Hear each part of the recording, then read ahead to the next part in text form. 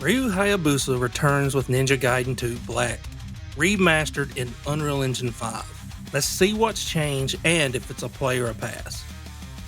For those new to Ninja Gaiden, the story follows Ryu, a ninja of the dragon lineage. He wields the Dragon Blade, a sword made to face off against the fiends. In Ninja Gaiden 2, the Spider Clan and Genshin, an old rival, join forces with the greater fiends to resurrect the Archfiend, which Ryu's ancestors had sealed away. The story is simple, but it does have some memorable moments. The characters might be the best part of the story though, yet some just don't get the attention that they deserve. Rachel is back from the first game for a single mission, but it never goes into depth about what she is doing. And it is the same with the Shrine Maiden. In the story, Ayane does play a significant role in finding the Dragon Jewel for Ryu's sword, whereas the others do not get that same type of attention. One other very strange thing is that Kasumi appears out of nowhere in one section of the game, and it has no context. Maybe we will finally get her DLC, but who knows. When it comes to the sound, it is as satisfying as ever when slicing through the fiends. There's this nice little ping you get when blocking. You can hear the slicing sounds and impacts of all the weapons, making you feel like you are really hitting the enemy. The voice acting is the same as before. It's still good and it's better than many new games, but there isn't that much of it, which is also not a bad thing. The music is good, but at the same time, you become so focused on the gameplay that you don't even notice it.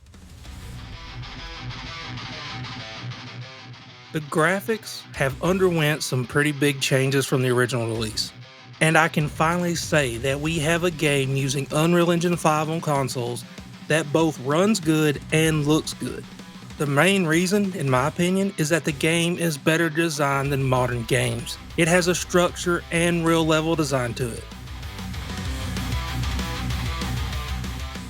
The lighting and character models are much improved. Some environments, such as rocky outcrops and the ground detail, have a lot more depth to them. However, in some instances the textures are worse looking because the terrain is more deformed and rougher than in the Sigma version. On a side note though, I don't think you need this much actual detail in the world. The textures and art do create the appearance of all that detail, and it allows the game to run at higher resolutions. Plus it does seem like a waste of resources when there are other special effects that could enhance the graphics even more. The world of Ninja Gaiden is a strange place. It takes you to mega cities lit up with neon lights and cherry blossoms falling from the trees, snow-covered mountains, hidden villages, and the depths of Mount Fuji itself.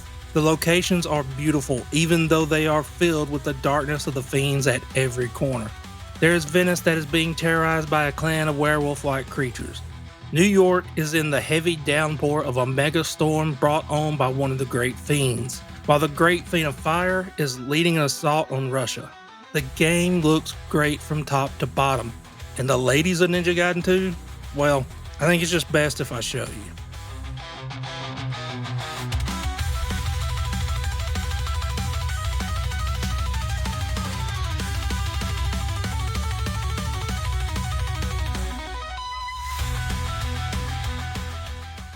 She kicks away. Ninja Gaiden 2 also lets you turn off special effects like motion blur, chromatic aberration, and vignetting, which is always a plus. It does have a 120Hz mode, but it does take a huge resolution hit if you use it, and it's not great. Some levels dip down into the 70s and 80s, but if you are on a 1080p screen, it might be worth it. Now when it comes to gameplay, it's hard to beat the fast-paced action of Ninja Gaiden, and 2 was faster and had more variety than the first. More weapons, more moves, and more enemies. It's smooth as butter, and it is hard, but not so hard that you won't be able to beat it. It does feel a bit easier than it used to, but I think it's down to the improvements that were made. One improvement is that in certain areas with fences and other objects, they disappear, allowing you to see when you are actually fighting, which helps out a lot. But the other is I just think it's control enhancements. It just feels better to play than the Sigma version that is in the Master Collection. Ryu has 9 different melee weapons and 2 long range, so you can take down enemies in any way you choose. While the game does have some button combos for moves, overall it's the game's simplicity and perfect execution of blocking, dodging, and attacking that makes it so good. Then you take that and you mix it with a good challenge on normal, you have a great gameplay experience that will test your limits. Ninja Gaiden 2 Black is an incredible game with all of the content from the original release, not the Sigma version, with enhanced visuals, gameplay, more chapters, modes, and an easy mode for those that do find it too hard. All of this for $50 is an incredible value. Ninja Gaiden 2 Black gets my must-play seal of approval. I am going to be uploading more videos on Ninja Gaiden 2. I'm going to have a Crystal Skull guide, a playthrough of all the chapters separately in a playlist, all cutscenes in one video, and I will be doing a comparison video between Ninja Gaiden 2, Sigma, and Ninja Gaiden 2 Black, so be sure to stay tuned for those. And if you enjoyed watching this review, would you kindly leave a like and subscribe, and I'll talk to y'all later.